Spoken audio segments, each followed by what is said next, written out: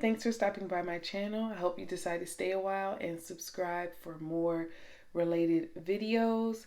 This video is the first video, hopefully, in a series of videos documenting my journey of becoming a salon owner. It's something that I not only want to look back on later, but also something that I hope helps a lot of people. I haven't seen a lot of videos like this on YouTube, especially for a nail salon specifically. So I hope you guys get something from this. Feel free to comment anything that I didn't touch on, or just if you have any questions, I will absolutely answer them to the best of my ability. Or if it needs a little more explanation, I'll dedicate a video to it or mention it in a future video. So just a quick background, I am a licensed nail tech in the state of Pennsylvania. Currently, I am not working in a salon. I'm kind of doing nails off and on, which I really hate. I'm trying to get back into doing nails full time. And that's kind of how this video is starting. Still working my 9 to 5. Not really doing nails as much as I would like to, but we're getting back on track. So if you're in the same situation as me, don't think you have to quit your job and run and open a salon. You can use your 9 to 5 to fund your business or fund your goals or reach your dreams, whatever the case may be. Keep that 9 to 5 as long as you need it.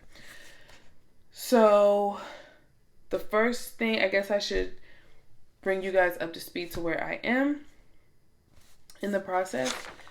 So first, I just want to let you know the first steps I took when it came to opening a salon. This video will probably end up being 2 parts, hopefully no more than 2 parts. If it gets into 3 parts, then that's just too many. But hopefully no more than 2 parts, because I feel like this video may end up being a little long-winded. I have a habit of going off topic a bit, but I will try to stay on track. So, opening a salon, the first steps I took. The very first thing I did was research, watching videos, looking things up, taking notes. I have a bunch of notebooks. I have Word documents on my computer with a list of goals I wanted to reach when it came to opening the salon. Also, a timeline of how I wanted to do things. And that's basically what I did first. Nothing but researching and taking notes. I started this almost 3 years ago. That's not to say you have to take 3 years. It's just I was really afraid to open a salon. So you could say I was dragging my feet a little bit. But that's just how my journey went. Yours could be 3 weeks. Yours could be 3 months. Who knows? It really depends on you, and just do what you're comfortable with. So when it came to research, the first thing the first thing I had to decide was if I wanted a full salon or if I just wanted a salon suite. And in the beginning, I did want a salon suite, but not in a building. I still wanted a storefront, like how you walk into a regular salon. You just walk in and boom, you're in the salon. I wanted the same thing, but a lot smaller with just myself, so that I could get the hang of running a salon. Although I have worked in several different salons, I never worked on the business side. I was always just a nail tech. So I knew the day-to-day operations, but I didn't know how to manage a salon. So starting out, I wanted to get a salon suite with just myself, have myself on the payroll, get used to doing payroll, inventory, and all those things before I brought on employees. So that was the first thing. Do I want a suite or a full salon? And these are things you can ask yourself as well.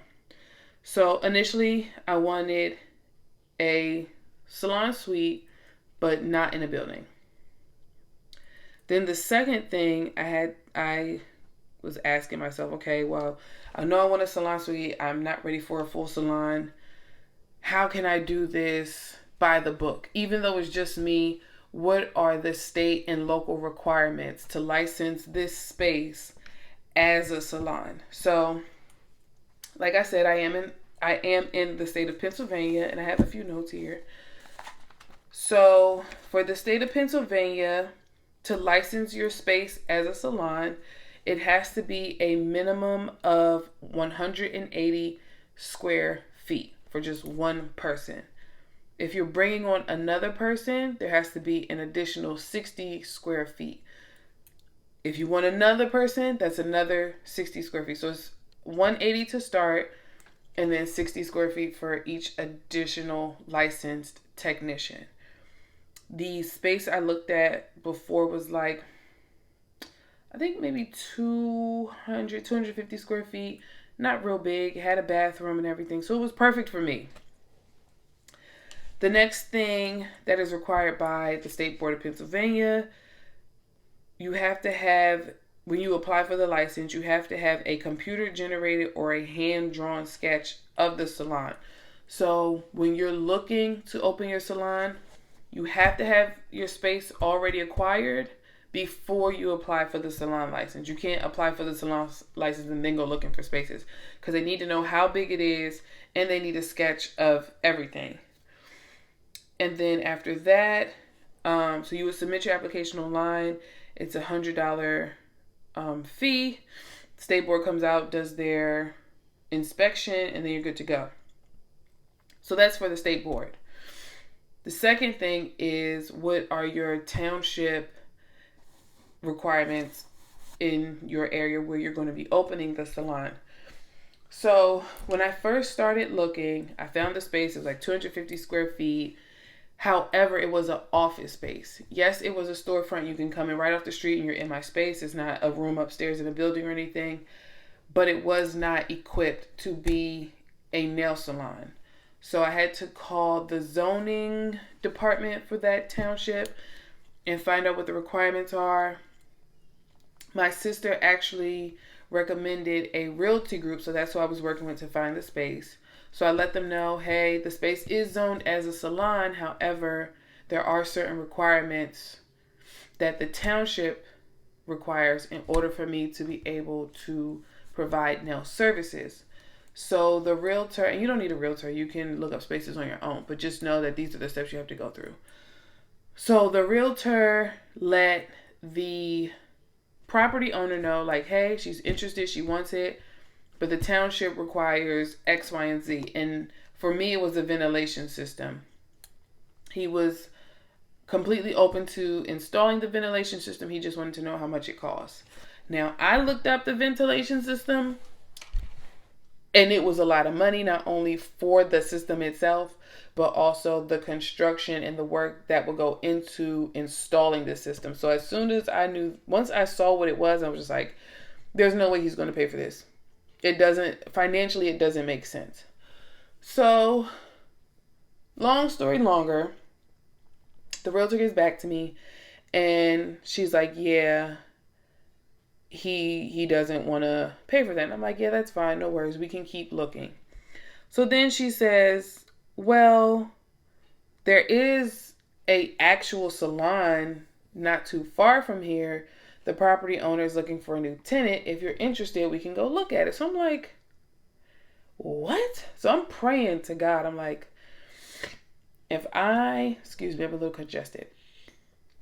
If I'm supposed to be opening a full salon, Lord, I'm going to go with your plan. I'm going to go with it. I'm not going to push against it. I'm afraid. I just wanted to open up a little space for me. I didn't think I was ready for this, but Lord, if you think I'm ready, then let's do it.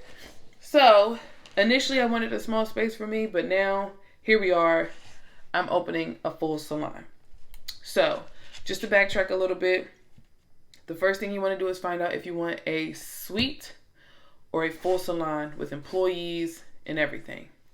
Once you decide that, you need to figure out what your state board requirements are for the state that you're in order to open a salon. What are the state board requirements? And you can find this on the website for the Board of Cosmetology for your state. So for me, it was Pennsylvania's State Board of Cosmetology website where I got all this information. After that, you need to find out what the requirements are for the township or bureau in which you're opening that salon. Once you find that out, start looking for your space. Once you find your space, sign your lease, then you can apply for the salon license. Make sure everything is zoned correctly. Make sure the space that you want to lease is zoned for a nail salon. Otherwise, you're going to sign a lease and you're not going to be able to use it for what you want. And then also, when you look for spaces, you may think they're perfect, but some property owners don't want certain businesses in their property. So although you may find a space, oh, this is great, it's zoned for a nail salon, we just got to put in the ventilation system, this is great. Then you tell the property owner, like, yeah, I want to do nails in here. And they may be like, no, I know it's zoned for it and I know it'd be great, but I don't want nails in my property. So you have to worry about that as well. So that's what I did first. Now we're at the point, I found my space. I know what I want to do. I know all the requirements, everything. I signed my lease. Let me back up a little bit. Once I knew that I was potentially going to have a space to do nails, because I knew I wasn't buying a space. I knew I wanted to rent from the jump. I wasn't buying a space.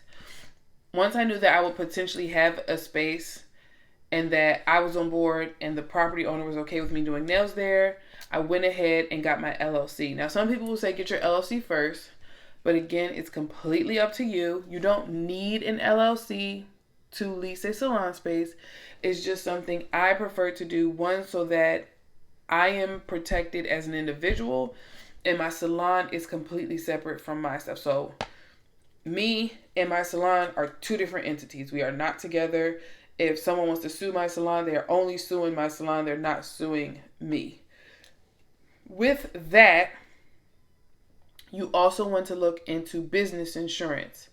Not only for yourself, but also because some commercial property owners require you to have it. You just have to read through your lease and see what they want you to have. My landlord does require me to have business insurance, but it was something I needed anyway, or that I was looking into anyway. So let's say somebody comes to my salon and they slip and fall and they want to sue me. So for one, my LLC protects them from suing me as a person. They're just suing my business.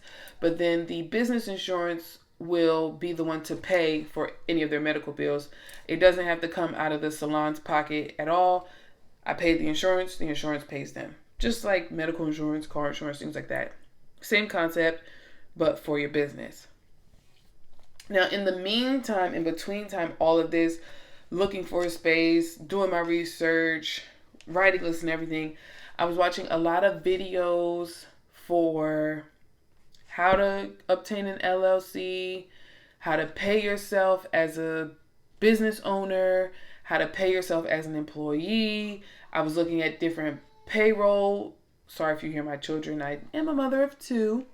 How to pay myself as an employee, what different payroll softwares are out there. What else? What else was I looking at? I watched a lot of videos of girls, because there are a lot of videos of there are a lot of videos of nail techs on YouTube. However, there aren't many nail techs that vlog. So I was watching, instead of nail techs, I was watching lash techs that vlog, because the lash techs be vlogging. They'll show you the suite. They'll show you a day in the life, on their way to work, them doing customers and everything. I don't know if that's not popular with the nail tech community yet, but it was just something to kind of keep me motivated, and it was interesting too. So there's that.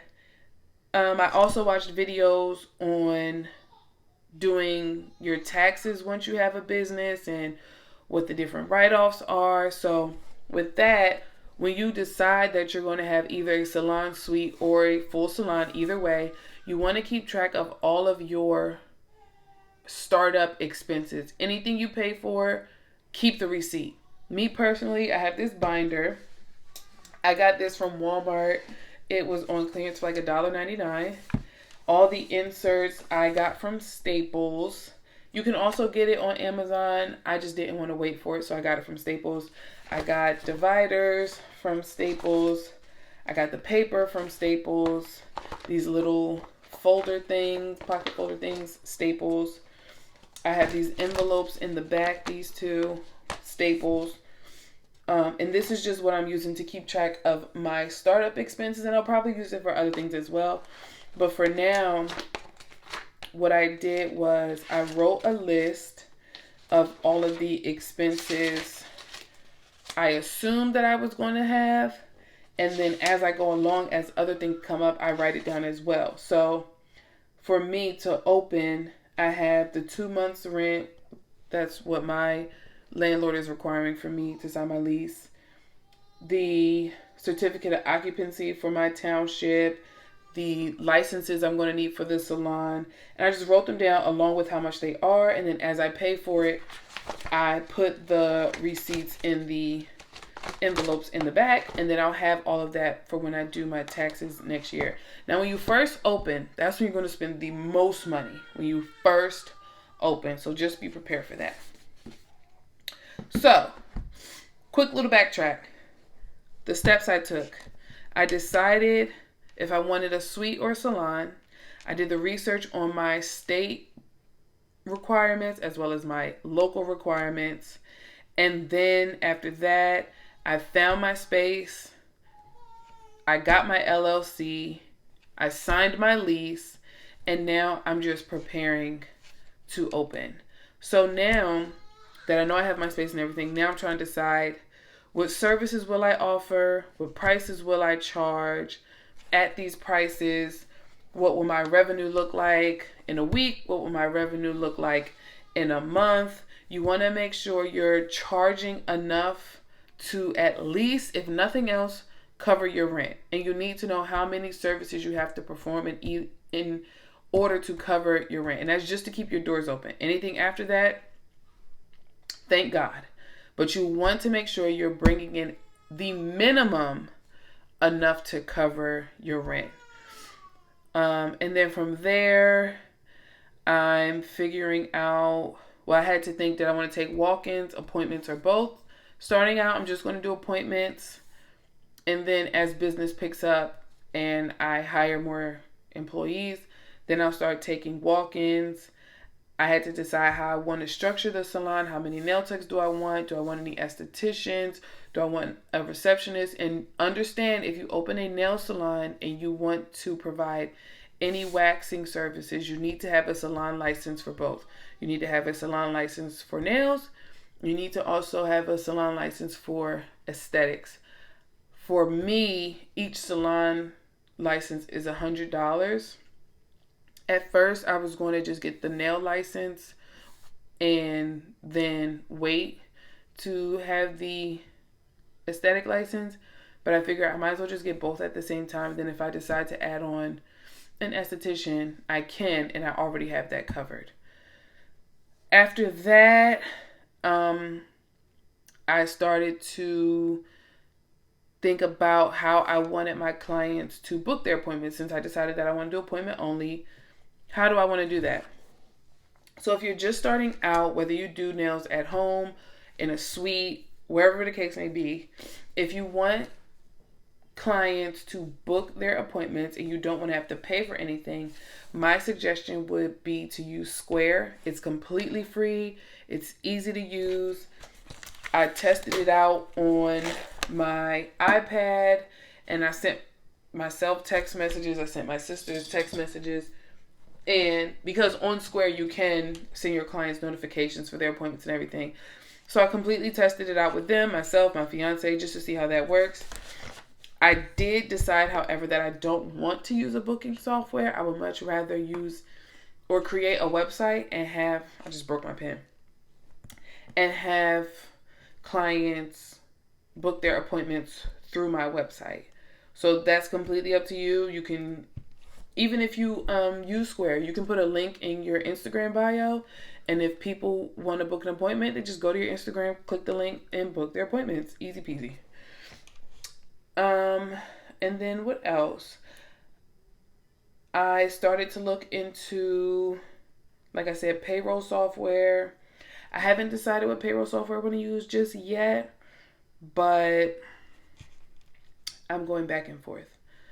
So, to kind of sum it up, I started out by researching basically requirements to open a salon, because even though I was getting a salon suite, I still wanted to license my space as a salon. I wanted everything to be by the book, didn't want to cut any corners, and that's completely up to you whether or not you want to do that. You want to decide what services you want to offer, what prices you want to charge, and you want to start to get a look at what your revenue will look like. Do you want to take appointments? Do you want to take walk-ins?